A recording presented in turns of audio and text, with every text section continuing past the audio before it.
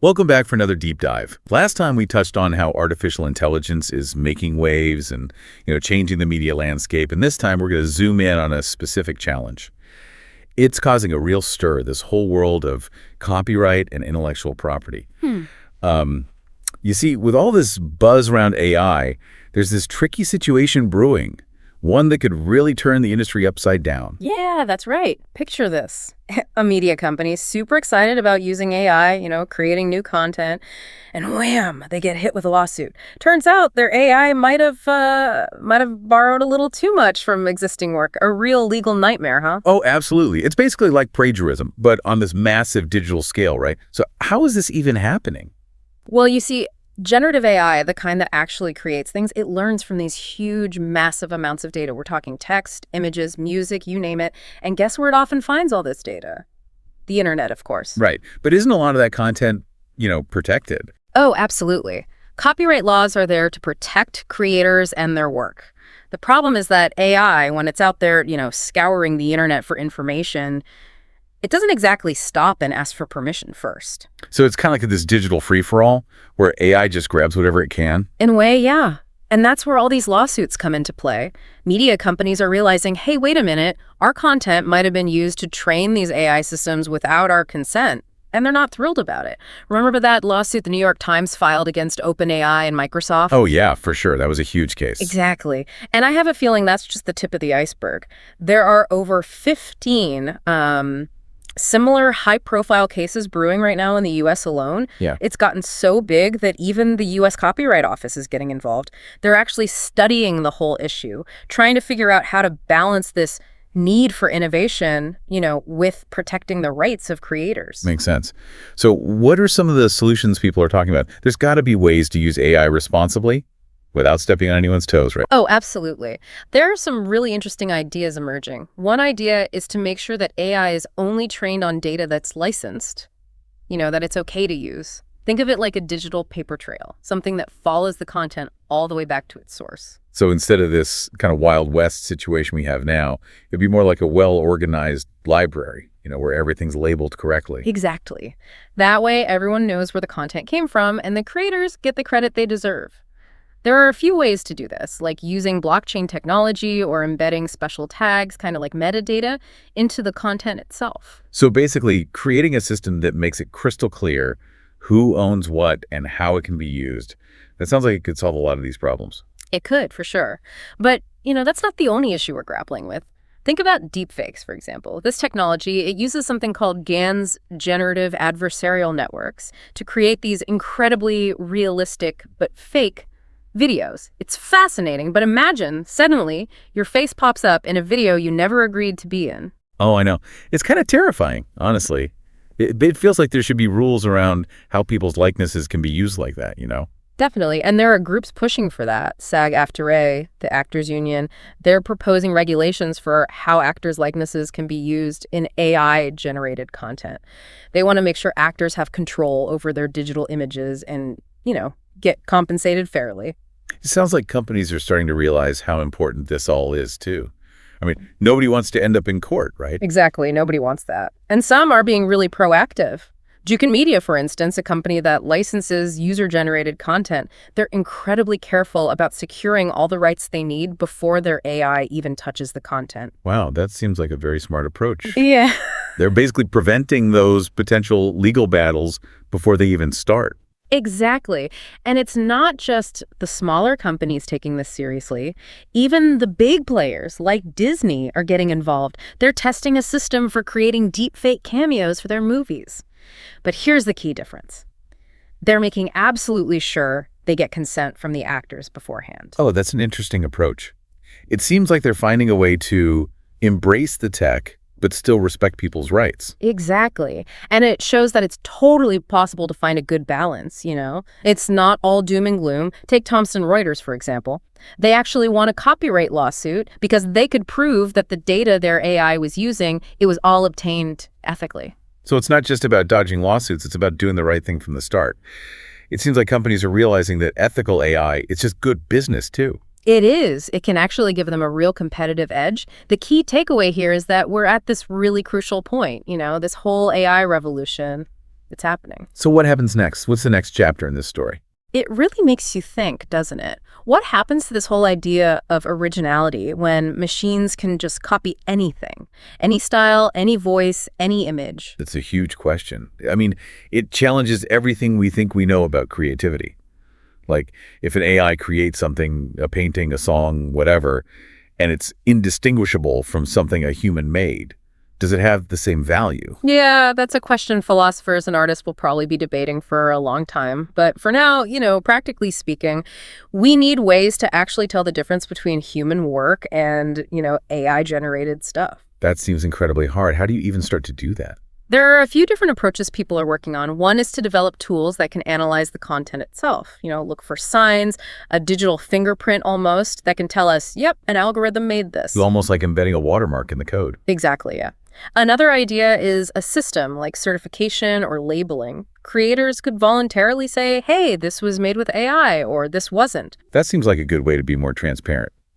Give people more information about what they're looking at or listening to. It is, but it also raises some interesting questions, like how will people feel about AI content?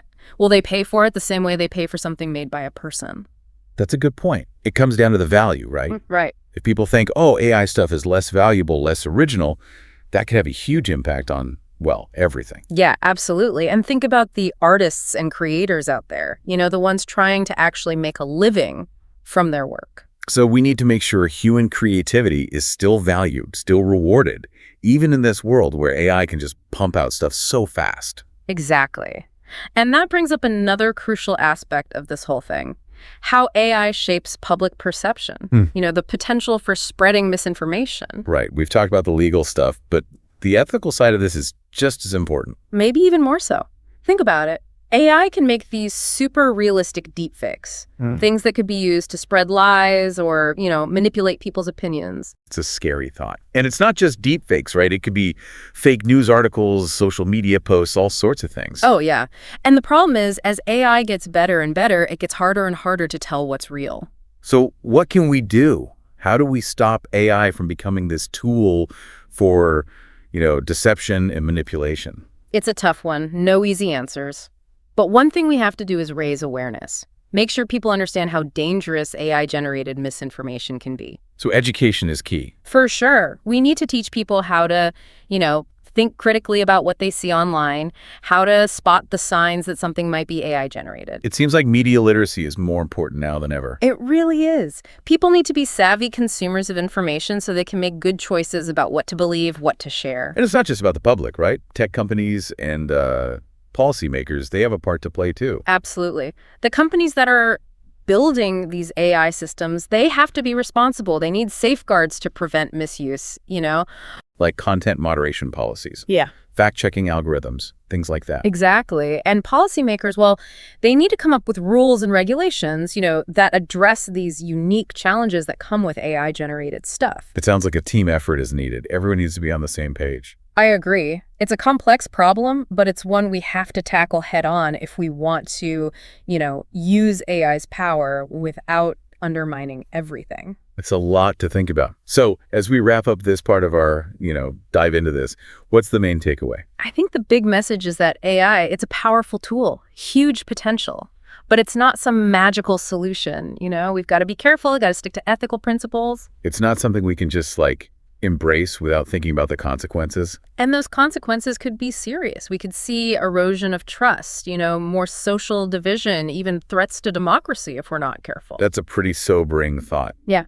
But it's also a call to action, right? We have to be proactive, have these conversations if we want to shape the future in a good way. Absolutely. And that's where what we're doing here is so important. Talking about these issues, making people aware, finding solutions together. It's an ongoing thing for sure, but it's worth it. Now let's switch gears a bit. Let's talk about something more positive, huh? Yeah, let's dive into the creative side of things. We've talked about the legal stuff, the ethical dilemmas, but what about the good stuff? How is AI actually changing the way people create? This is where it gets really interesting. Generative AI has this huge potential, to be this incredible tool for artists, creators, everyone. It can help us explore new ideas, do things we couldn't do before, break the mold.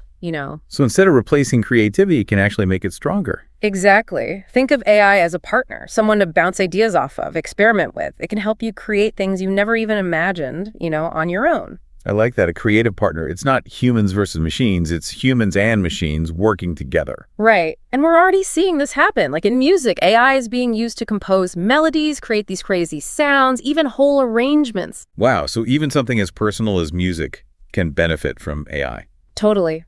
And it's not just making new stuff, it can also make old stuff better.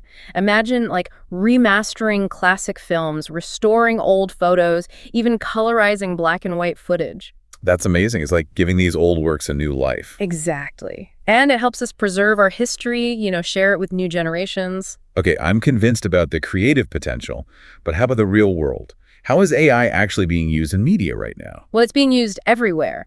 In journalism, for example, AI is writing news stories, generating reports, even personalizing those news feeds you see online. So it can make journalists more efficient and help them reach more people. Yeah, and it can also help reduce bias, make things more accurate.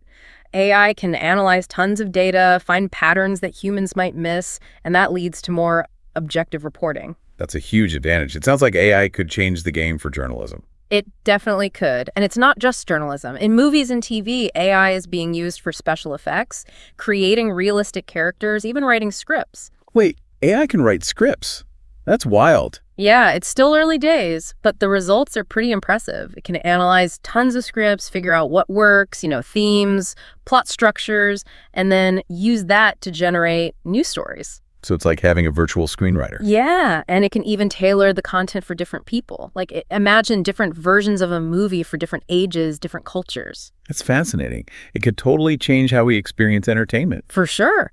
But it's not just entertainment. AI can be used for educational stuff, interactive experiences, even creating virtual worlds. The possibilities are pretty endless. So we've explored the promise and the peril, the legal battles, the ethical questions, and all the amazing things AI can do creatively. It's been quite a journey. As we wrap up this deep dive, what's the one thing you want people to remember?